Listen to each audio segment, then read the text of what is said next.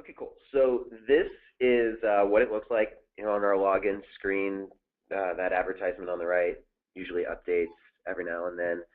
Um, we do trainings twice a week. We do a 101 and a 201 training. So the 101 is a basic introductory to tag management, and the 201 dives a little bit more into extensions and the more complex functionality of our platform.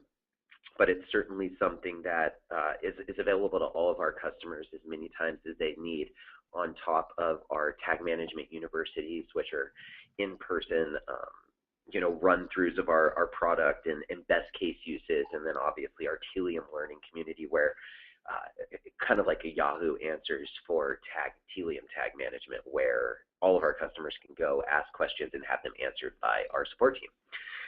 So, diving in, when you log into the product, this is what a general snapshot summary page of a profile looks like. And this is a sandbox account, obviously, but, you can see on here that, you can map out, you can say, oh, your analytics tags, your affiliate, your display ad, ring revenue right there. I usually keep this right in here. This is my demo profile. And so, what you're doing essentially is customer would go in and map out their data sources, so all of their JavaScript variables, their QS parameters, all of that good stuff, cookie values, that can all be done in data sources, and it's on a user by user basis. So whatever they're trying to capture, that can be assigned through here. This is a fairly e-commerce centric example, but the way that these work is you map out these data sources, and then they connect with these extensions. And these extensions are things like an e-commerce extension. So, you're mapping out order ID and converted order total. Well, then this then goes into our e-commerce extension, which you can map through your tags. And then there's also other cool stuff. So, simple code stuff like making sure all of your JavaScript is lowercase, tracking opt-in or opt-outs. It's used by a lot of our UK and Europe customers, obviously, since they have regulations over there. I love this currency converter, so euro to US, but and then split segmentation, which could be cool for you guys, especially when talking to potential prospects that are using us. You can say, well, hey, why don't you just go in, run a POC with ring revenue, test us on half your pages, and throw us in there. They can do that with the split segmentation. That's awesome. Totally. Yeah. Yeah. And then you basically, there's also load rules. So mapping out where you want something to fire, whether that's on all of your pages, just the confirmation page, certain landing pages, that can all be assigned within here. And you're setting all of this stuff before you add your tags, because when you go to add your tags in here, I'd like to do this real quick. So it's already in here, but let's delete it real quick and re-add it. Okay. So this is what our tag marketplace looks like. So one of our customers goes in here and they have access to our tag marketplace with over 500 integrated vendors. It's mapped out, analytics, affiliate, DSPs, ESPs, and then this is our new tab. So this is our data tab. This is where we can add that Splunk extension almost in there, and it basically connects with their platform where we can send client-side data. So that's cool on that end. And this is just our event stream tag. So this is our generic data-centric tag. But going in, so they can search ring revenue. Pops up right here. Gives a little bit of description and an overview. And then this is what it looks like to add a tag. So I go in, I'd say ring revenue, that account ID, what was that, 20288 or something like that? Yeah, okay. Yeah, sure. Yes, you'd put that right in there. This number selector is that, it's that dynamic, I think it's that dynamic HTML, that phone number, No, actually, right? what number selector, the way this is built, it looks like, and this is the first time I'm looking at it in detail. What the advertiser would do in this case is they'd actually tell us the number that they want us to replace. So Okay. if the number on the website was 1-800-24, just put in, you could put in any number, and if we see that phone number, we take it over. Exactly. So that's that right there. It's pretty straightforward. No, it's Advanced great. settings Great. It's great. by default, all of this stuff is set to how it should be. I mean, if you did want to conditionally load something at the top or the bottom of a page, you could do that with synchronous loading. However, we don't recommend doing both asynchronous and synchronous loading because if something happens with that synchronous fire, it can mess up the asynchronous. So by default, we're firing everything asynchronously through the data layer, and that ensures the most efficient and fast delivery of tags. Great. So there's that good stuff. Obviously, going over to load rules, you're going to pick where it wants to fire. If you wanted to just do confirmation and landing page, you would do that right here. So But would all the advertisers landing pages be here, and then they could choose? yeah, so they'd go into their load rules. They could set as many as they needed for as many different pages as they needed, and then they could pick and choose what pages they want to tag to fire on from Okay. here. And then So are these obviously, I've only set two, but you could set as many as you want. okay?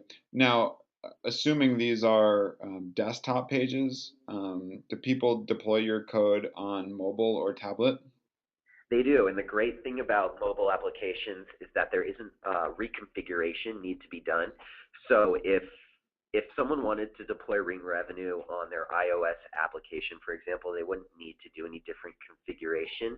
The only suggestion that we have is that they create a different profile for that mobile account. So you'd have one for your websites, and then you'd have one for mobile applications as well, where you keep those tags separate, and that's the only suggestion. But it doesn't need to be reconfigured to work on mobile just because of the way that that our SDK works. But the cool thing is that you don't need to, if you're to update those tags, you don't need to redeploy through iOS or Google. So usually you have to wait for them to recertify or whatever it may be. If you want to update tags, you don't have to sit in an update cycle with Apple or Google. So that's cool there. Especially for mobile, and then you're still being able to collect all of that data just as you would on a website. And then with our data cloud event stream developments as we're building this product, there's the ability to capture data on consoles, kiosks, offline. So we're trying to bring all of that data together, and that's kind of where Splunk comes into the picture, is being able to put it in something and have all of your data in one place. Cool. So that's kind of where we're working from there. And then there's obviously the data sources that we mapped out to. I think if you wanted to change anything, you could do it through here. But by default, since it is just that JavaScript element, I don't think we would need to map it to anywhere, right? I think that this is. I mean, it's a great question. I don't know. Okay. I would love to somehow do a test and run it, and just see what the data looks like. Come in here. I don't know if we could do it on a dummy site, but actually run the whole thing and create a campaign and assign it and kind of take it from A to Z, just to see what it looks like. Okay, so here we go. So I think, so you could assign, so say we were working in San Francisco and we had an ID for San Francisco or Santa Barbara. I think we could map that out to ID here, and then there's probably some sort of element that your customers use where they could map these JS variables out to whatever of these. Um, Can you open that back up again? Yeah, let's see. yeah. Scroll down a little bit. Show selector. Okay. Yeah, I'm not super techy, unfortunately. So So I mean, I'm sure, yeah, and especially given that we worked with you guys on the integration, I think this stuff is probably in there. It's just a matter of knowing how obviously your customers know where to map it to, and we can always work through anyone with that. That's where our client success team comes into play. Okay, great. And I'm glad that we're recording because I'll show our support and product team this part specifically.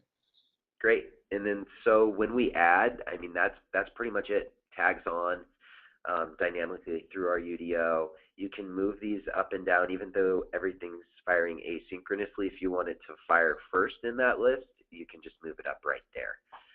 And then in order to put this into production, I could go into save publish. The the cool thing about this is that teams can create governances or permissions around their campaigns. So say a marketer wants to go in, add ring revenue on certain pages. Maybe IT doesn't trust them 100%. Right. Well, we can create a governance where they'd be able to push this into QA, and then this production button would be grayed out. So they wouldn't have the opportunity, the option to push it live. But when they pushed it to QA, their IT team would receive an email that says, so and so just pushed ring revenue into QA. Please approve their work and send live onto the site. So that's how we work. That's how we can create workflows within organizations to ensure that tags are being fired properly. In this instance, I'll push it to production, and it would go live. And so, I mean, for the most part, that's pretty much what it involves to add a tag. We have Site Catalyst users deploying their entire platform in under 30 minutes. So even though this is an even simpler implementation with ring revenue, but especially with analytics and whatnot, I mean, the opportunity is endless, pretty much. Cool. That's awesome. So this thing is now live. So it's now live, and the cool thing is, on top of all that workflow, you can see what your team's doing. So you can see all of the changes made. Sweet. I love that. You can go back, as far as you want. You can see who did what's live, where stuff's been pushed, last updates, all that good stuff. Obviously, since this is a sandbox, tag reports, there's not going to be any, but what this would show you is if any pixels or tags are misfiring, if you're having any errors, just anything regarding your tags that shows a success or a issue. And we're also working with to try and figure out a way that even though our customers at this point can set notifications around tags misfiring or breaking, we want to work with our partners on something that if a tag does break, we can notify you guys and let you know that there might be some issue out on the internet. So that's also an option here. And then this site audit thing is very cool. It's actually, we just rolled this out this week, but when our customers implement, they can run a site audit just to make sure that our UDO is implemented on all of their pages properly. So that's a cool area there.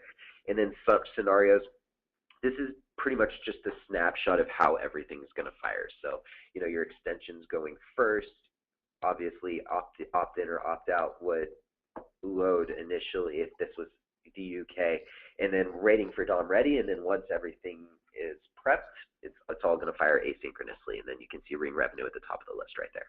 Got it. So that's pretty much it. Web Companion. See, here's what it looks like. So you'd see more here, obviously through our UDO. Yeah, and then we'd go in here on element page selector,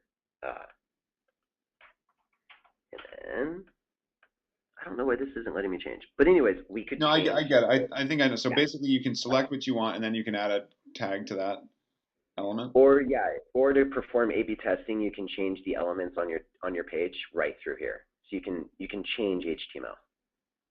Oh, got it. Okay, cool. Yeah, so that's pretty much it.